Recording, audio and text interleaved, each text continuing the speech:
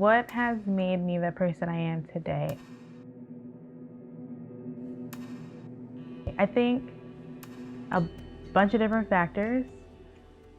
People who envision I could be bigger than what I was thinking I could be. And those people being really adamant about me following non-traditional paths. A non-traditional path is super difficult, not just because of the path itself, but because of the people around you who it doesn't make sense to.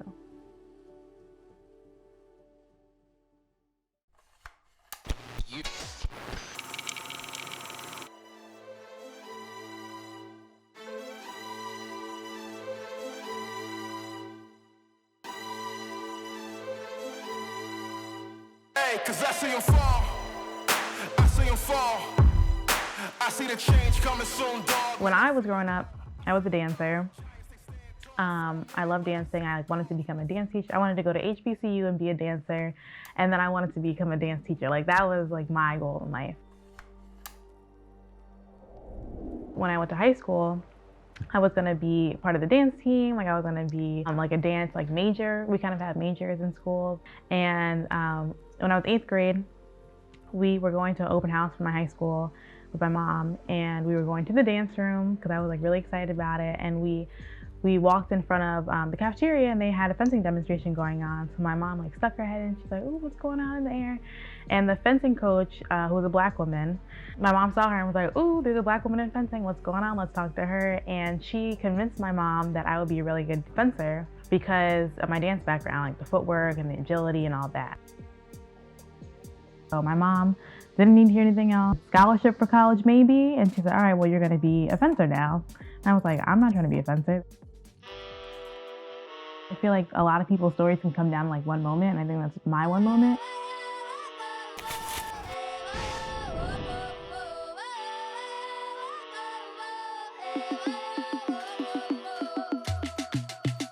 So I started fencing my freshman year in high school. And then fencing, you start fencing when you're like 8 or 9 years old. And by that time, all the people I was fencing with had already been traveling internationally for like 3 years at that point, right? I don't really know what that means because I'm just fencing in high school.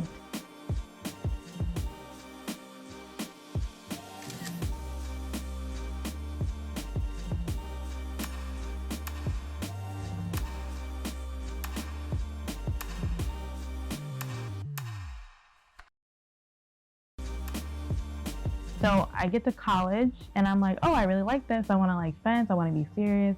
I joined my club, the Peter Westbrook Foundation, and all of my teammates were traveling internationally. So I was like, well, how do I get to this level, right? So I get really good in college.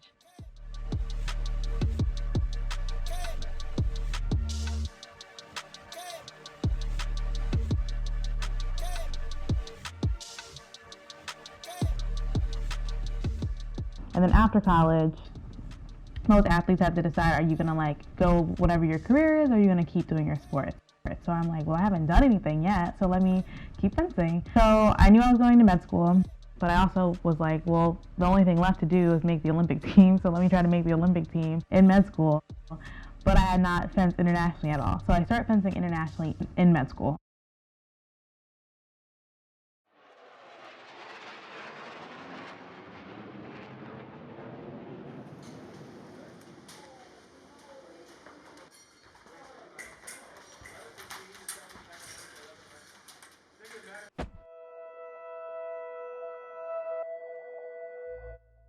I took off time to get my MBA, and everyone's like, why do you need an MBA? I took off 2 years to do research in orthopedic surgery. They're like, why are you taking off more time from school? And it doesn't have to make sense to everybody else. So in terms of sacrifice during this whole process, I really learned about that the first couple of years of med school, and it was extremely difficult, and I was really upset. My schedule was so structured, I like really couldn't do anything at all, because on the weekends, my first couple of years of med school, I was studying all the time, and not being able to see friends or missing things. I'm missing big experiences. That was so upsetting. And knowing that they support me and equally I support them, it's just been so relieving, because this whole, like, med school is difficult, the Olympics are difficult, and doing it at the same time is difficult. So having them has just been like, I couldn't do it without them. So I'm trying to figure out med school. I'm trying to figure out fencing on an international level. I'm doing pretty all right. And when I first started competing, I was 13th in the country. And then Olympic year comes and now I'm 6th in the country. So I'm like doing something pretty okay. And that year, I mean, the training for the Olympics is hard. And when you go to these competitions, we have 12 competitions altogether. It gets harder and harder and harder after each one because you're like, I have 3 competitions left. I have 2 competitions left.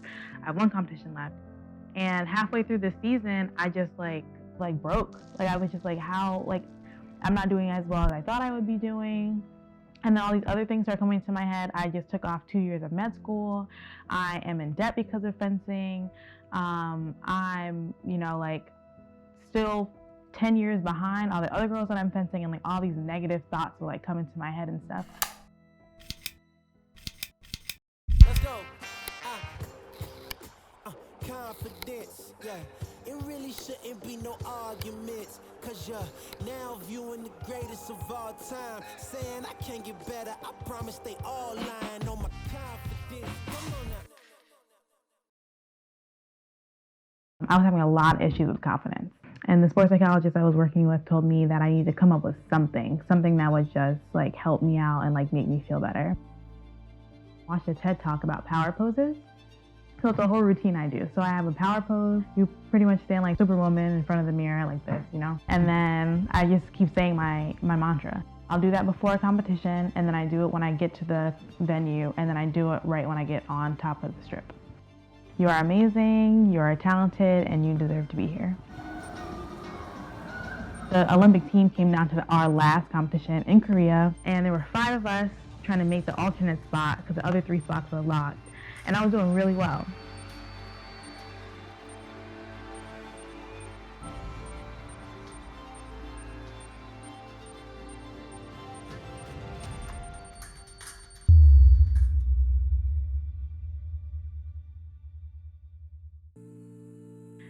So I lost my belt, and I'm distraught because I did not make the Olympic team. Like I officially did not make the Olympic team.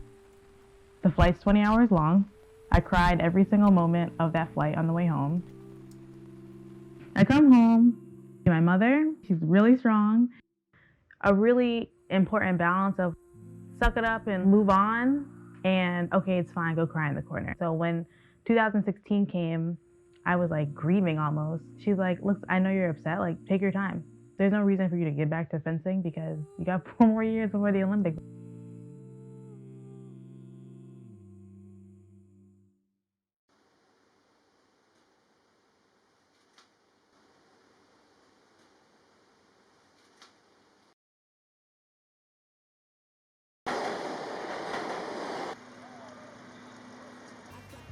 So go to the club in the morning, footwork, drills, take a lunch break. I got a nutritionist, and then come back in the evening for free fencing. I have a strength coach that I see twice a week. Sports psychology is really important. Monday through Saturday, Sunday is recovery day, and then you start back up again on Monday. For me, fencing has accelerated every single part of my academic career. My mom, I think just because she saw that like as a minority and female in fencing, you could achieve a lot, especially like financially, athletically, more than you could if you're kind of like on a traditional path. And then after that, it was like one person after another who I would say like, I think I could do this. Like, I think I could go to a national competition. And then my coach would be like, I think you could come in top 8 in a national competition. My college fencing coach, she actually got her master's and her PhD when she was training for the Olympics, and she made 2 Olympic teams. So like her doing that, and then me being like, oh, I think I'm gonna fence in medical school. She's like, of course you can fence in medical school.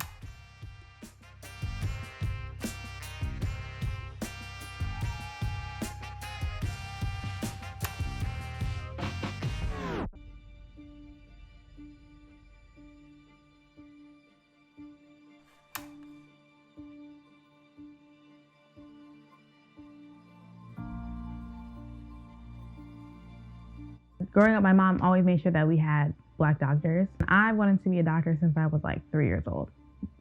seeing success of Black women is the only reason why I've been able to think I can be successful, because I've seen other Black women do it. So for me, moving forward, I definitely want to be involved in like making sure other minorities come into the field of orthopedic surgery. There are literally 100 Black women who are orthopedic surgeons in this country, like literally 100, like literally 100. And in medicine, you can see that there's an issue when it comes to treating patients of color. And you need people who look like you to understand what's going on to fix those issues. Like, I love pediatrics, but I love orthopedics, and I think it's super cool. And in terms of orthopedics, little kids have like their bones broken, they get their little cast put on, and you can do cool things. You can put colors, you can put glitter, you can put sparkles. Like it's like fun to go to work and like see them and like see their happy faces, and then you're happy.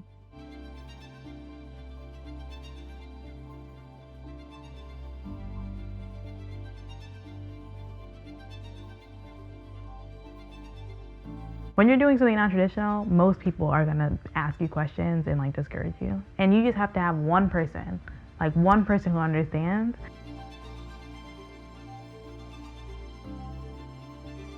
This journey has been so crazy, but I love it because it's so non-traditional. It's taught me how to break out of traditional thinking. I think a lot of people hold themselves back if things aren't clear cut, if there's no clear pathway, right? It's like, I don't know how to get from A to B, I'm just not even gonna try. And I've never known how I was gonna get from A to B, but just because I have passion for it, just because I'm hardworking, doors literally just open up.